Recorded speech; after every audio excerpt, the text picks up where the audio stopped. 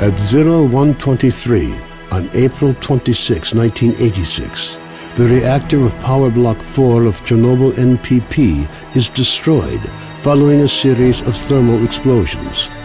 The resulting radioactive cloud moves across the European part of the USSR, Eastern Europe, and Scandinavia, eventually reaching America.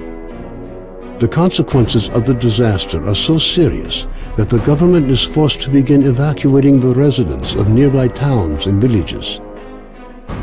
A 30-kilometer exclusion zone is created to stop residents from returning to the contaminated area. Despite the disaster, the Chernobyl NPP continues to operate. The existence of a power station, as well as the fact that the area is no longer inhabited, leads the Council of Ministers of the USSR to set up a network of secret laboratories in the exclusion zone. June 11, 2006. The exclusion zone lights up with a flash of blinding light as clouds can be seen evaporating in the sky. After a moment of complete silence, a peal of thunder shakes the ground. Most of the government forces guarding the perimeter are killed instantly. 2008. Scientists are still unable to explain what happened.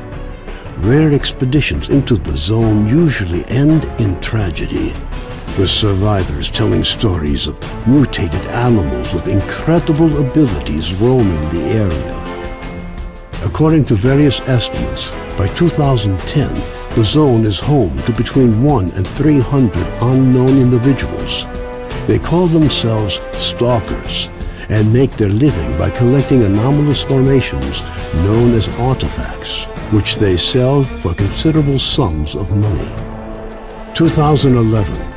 Despite military cordons, the Stalker phenomenon is growing in numbers.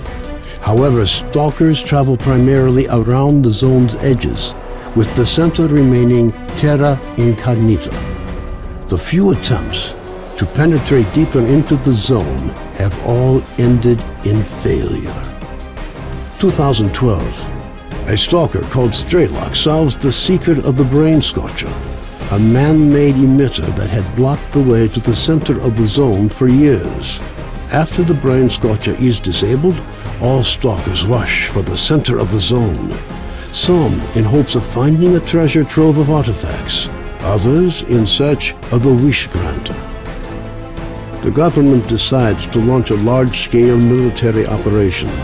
Operation Fairway, as it came to be known, involves using maps of anomaly fields to maneuver helicopters to the CNPP. Despite meticulous preparation, the operation is a failure, and none of the helicopters return from the mission. Major Dekhtyrov, a USS special agent, is sent into the zone to investigate the disguised as a stalker.